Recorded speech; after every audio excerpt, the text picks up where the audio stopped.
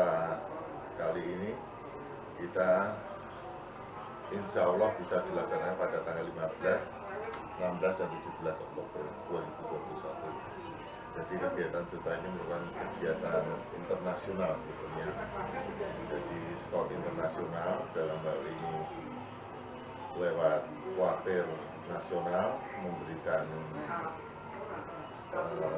perintah kepada kuartir daerah, dan kuartir daerah memberikan arahan kepada kuartir cabang untuk mengadakan kegiatan Juta.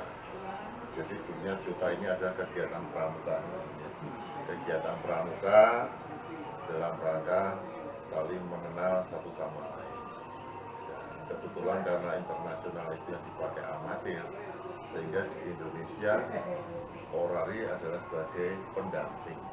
Jadi orari itu tidak mengadakan, tetapi memberikan dukungan untuk pelaksanaan kegiatan Juta. Jadi kadang itu kita malah salah persepsi. Sekarang banyak masih ada kuartab-kuartab yang belum menyadari. Jadi sebetulnya itu dari Kuarnas, Kuarda ke Kuartab.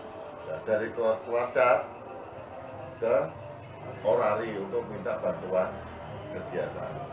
Tapi karena belum banyak yang menyadari atau tahu, makanya orari selalu jemput bola. Hampir semua kolonel melakukan jemput bola. Karena jemput bola ini adalah satu bentuk partisipasi aktif.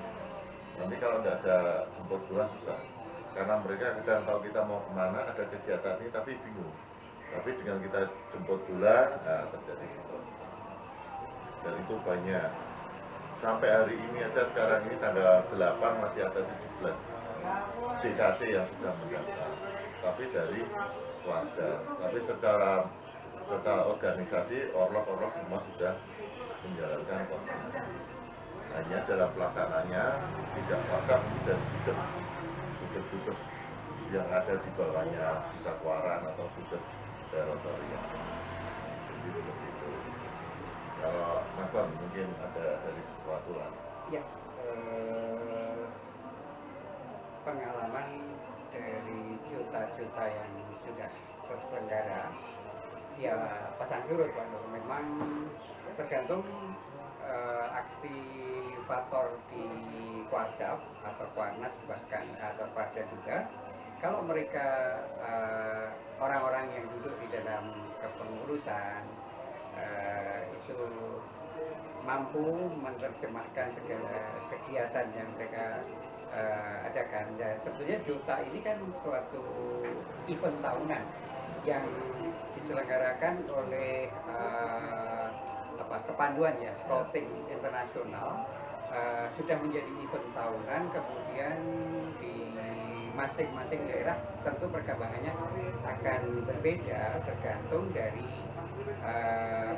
saya nggak hafal tingkatan kepengurusan di Kuarcap sampai ke Kuarnas. Setidaknya kalau mereka yang duduk di Kuarcap lah minimal itu garis terdepan yang mempunyai gugus depan yang di suatu kabupaten atau kota, itu kalau pengurusnya aktif, pembinanya aktif, kemudian tahu kegiatan ini pasti akan berbondong-bondong dan mengajak adik-adik pramuka di wilayah, di Kuarcapnya, bahkan di ranting-rantingnya untuk meminta atau bahkan sangat antusias untuk bagaimana mereka bekerja sama dengan orari, dalam hal ini amatir radio di Indonesia yang diakui adalah orari ya. Itu tentunya akan sangat senang karena di sini orari selain memberikan bantuan, dalam hal ini bantuan peralatan komunikasi, bantuan setting peralatannya, bantuan operating prosedurnya, kemudian kita juga mengambil suatu momen kegiatan ini untuk kaderisasi di organisasi kita sendiri di orari. Jadi mereka anak-adik pandu ini kita ambil sebagai kader-kader penerus kita. Ya, di situ kita arahkan seoptimal mungkin bagaimana menjadi seorang amatir radio, karena arahnya kalau kita dari organisasi ada orari. Kalau pramuka sih dari dulu memang tidak lepas ya, karena kegiatan amatir radio itu ada kaitannya dengan kegiatan di Kepanduan. Kita dilatih di sana ada latihan SAR, latihan tali temali, latihan naik gunung, hiking dan semacam itu. Kemudian bahkan kode-kodenya hampir sama Mas. Jadi ya di Morse. ya kode Morse kita waktu pramuka kenal pertama kali, tetapi di orari kita juga sangat membutuhkan untuk komunikasi. Masih digunakan. Ya sampai sekarang bahkan perkembangan sampai model-model digital itu adalah dasarnya adalah Morse. Kalau sederhananya Morse, rumitnya ke data.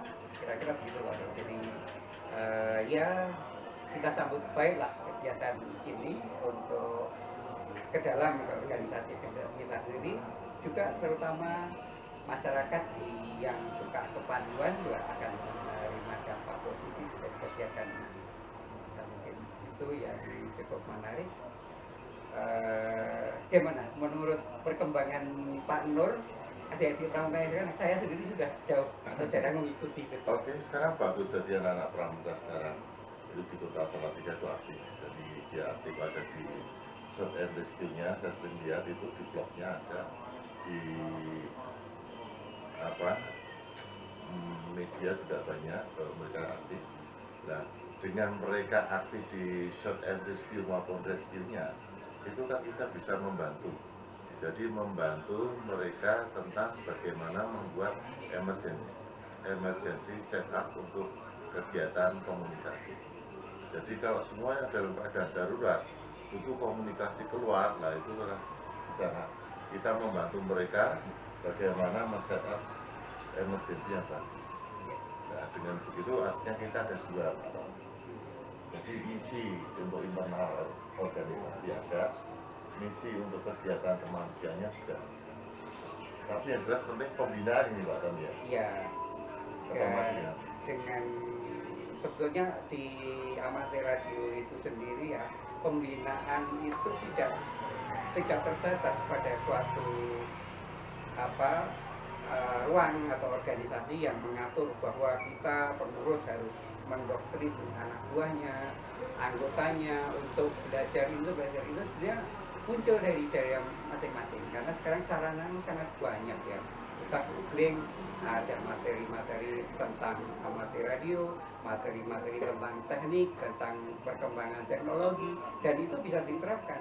Dan seorang amatir radio yang kreatif kemudian juga bisa mengembangkan diri dengan belajar sendiri. Jadi rata-rata sejak saya menjadi anggota orari atau bahkan seorang amatir radio itu selalu otodidak.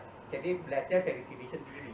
Nah, biasanya kita mencontoh senior-senior kita atau pendahulu-pendahulu kita. Tetapi kalau trennya yang sekarang ini saya agak sangsi Pak Nur, karena bisa salah jalan.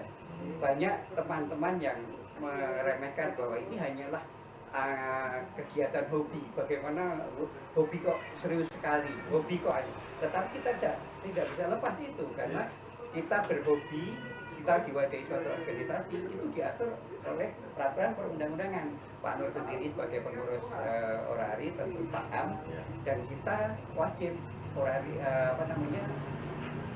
peraturan-peraturan itu dibuat memang untuk ya kita laksanakan. Kalau kita tidak laksanakan keluar dari itu ya apa gunanya?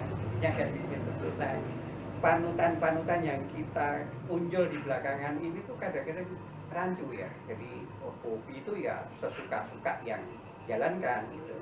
Tetapi bahwa ada satu ikatan yang harus diikuti, yang harus ditaati, bagaimana melaksanakan hobi kita ini yang baik, ideal, dan tentunya bisa diterima semua pihak. Karena mungkin eranya di Indonesia, padahal sama-sama di luar negeri juga ham radio, scouting itu sama. Tapi kalau terus nanti melenceng ya agak tanda tanya. Ini kelihatannya ada yang mau tanya nih Mas.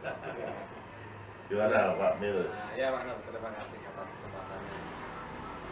Tadi sudah diterangkan panjang lebar ya untuk kegiatan Juta Coki itu berdasarkan dari mana, dan tentunya yang digandeng dari pihak pramuka itu ini di Indonesia saya diwakili orari Pak Ketua. Memang di situ saya selama menjadi anggota amatir hampir kurang lebih saya waktu siaga itu 3 tahun, sekarang sudah penggalang hampir 2 tahun, berarti 5 tahun. Saya ikut kegiatan Juta Joti hampir 3 kali, mungkin karena yang tahun kemarin itu masih masa pandemi jadi tidak ada kegiatan Juta Joti ya. Dan ini insya Allah akan kita laksanakan tanggal 13, 15, 17 mendatang. Banyak sekali yang bisa saya petik dari kegiatan itu.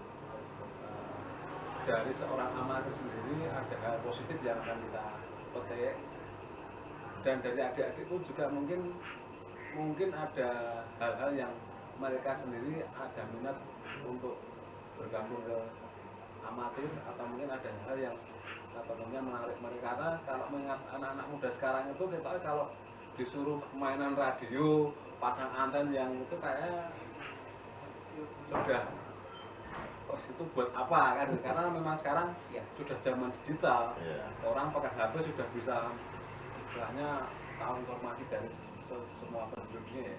Tapi namun begitu juga ada juga yang tertarik di dunia amatir, artinya berawal dari kegiatan Juta Joti, akhirnya mereka tertarik dan akhirnya gabung ke organisasi amatir di Indonesia ya, kan orang. Berarti memang jiwanya itu tenang, karena di sini orari selain memberi ingin apa ya, mempraktekkan dari apa yang dia dapat waktu mengikuti kegiatan Juta Joti. Nah, dari sisi ini memang betul tadi sudah disampaikan oleh YB2 CPO Pak Kartono ya, mungkin ada tujuan kaderisasi untuk anak-anak sekolah biar bisa bergabung ke orari. Di sisi lain bagi anggota amatir yang terjun dalam kegiatan ini mungkin juga ada hal-hal yang berarti mungkin ada sertifikat kegiatan yang mana itu nanti